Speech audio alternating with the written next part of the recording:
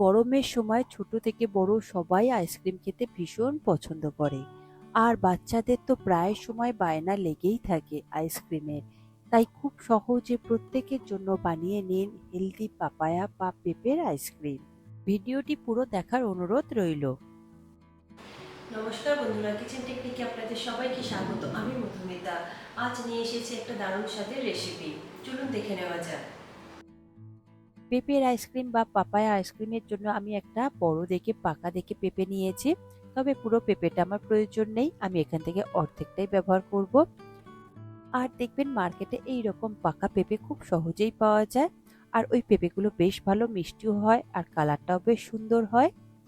এবার পেঁপেটাকে আমি কেটে নেব। প্রথমে মুখের অংশটাকে কেটে আপনারা বাদ দিয়ে দেবেন। তারপর মাঝখান থেকে আমি দু টুকরো করে নেব। দেখুন পেঁপের কালারটা কতটা সুন্দর।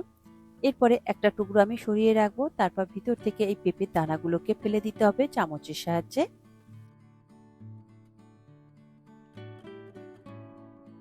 দেখুন পেঁপের ভিতরের দানার অংশটা আমি বেশ ভালো করে পরিষ্কার করে নিয়েছি। এরপরে পেঁপেটাকে আমি দু টুকরো করে নেব।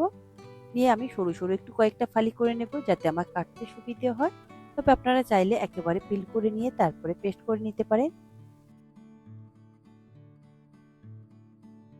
পেঁপেটার আমি আগে থেকে আর খোসা ছাড়ালাম না, উপর থেকে ছুরির সাহায্যে এইভাবে একটু কেটে কেটে নেব।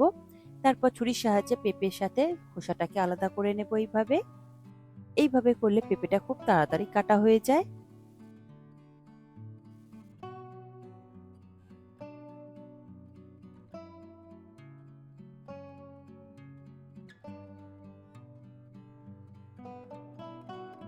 দেখুন পেঁপে কাটা হয়ে গিয়েছে। এরপর একটা মিক্সিং জার নিয়েছি, তার মধ্যে আমি এই পেঁপের টুকরোগুলোকে নিয়ে নেব।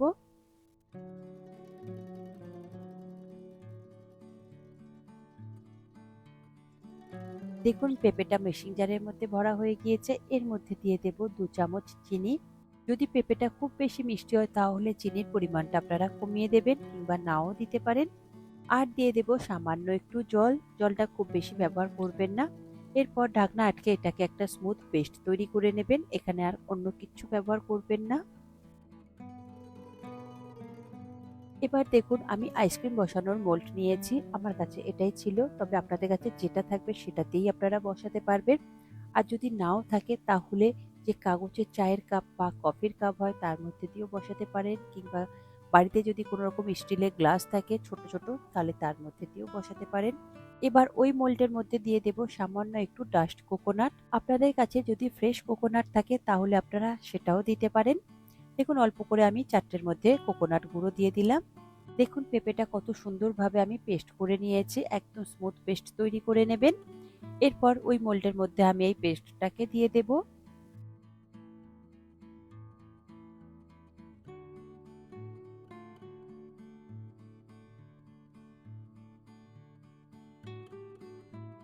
এরপর উপর থেকে আমি একটা ফয়েল পেপার দিয়ে চেপে দেব। তবে এর ঢাকনা হয় কাঠি সমেত, সেটাও আপনারা ব্যবহার করতে পারেন। তবে আমি ওটা আর ব্যবহার করলাম না, আমি ফয়েল পেপার দিয়ে খুব ভালো করে এটাকে মুড়ে দেব।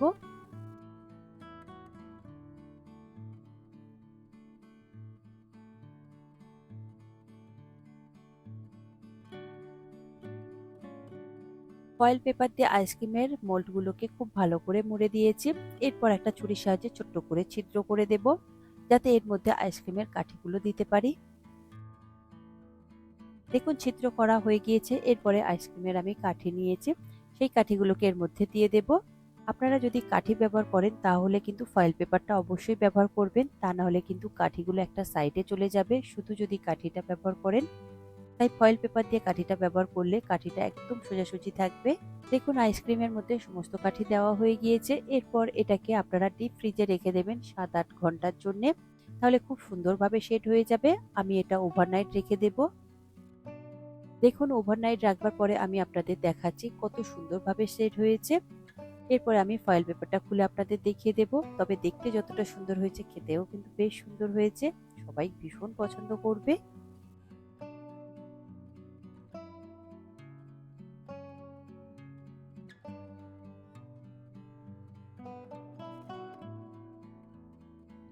দেখুন ফয়েল পেপারটা আমি সরিয়ে দিয়েছি আর আইসক্রিমের কালারটা দেখুন কত সুন্দর এসেছে। এখানে আমি কিন্তু কোনো রকম আর্টিফিশিয়াল কালার ব্যবহার করিনি, পুরোটাই কিন্তু পেঁপের কালার।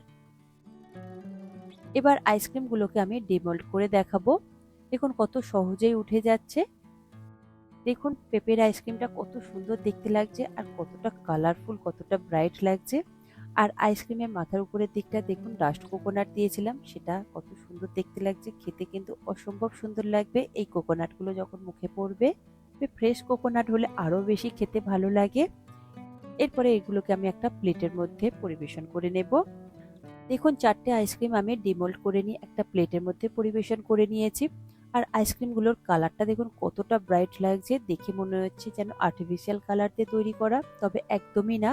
আর্টিফিশিয়াল কালার হলে তাহলে আর হেলদি হতো না, দোকানের মতন আনহেলদি তৈরি হয়ে যেত আইসক্রিম। তবে এই আইসক্রিমটা বানিয়ে খেলে ভীষণই সেফ, কারণ এতে কোনো রকম আর্টিফিশিয়াল বা অন্য কোনো জিনিস ব্যবহার হয়নি।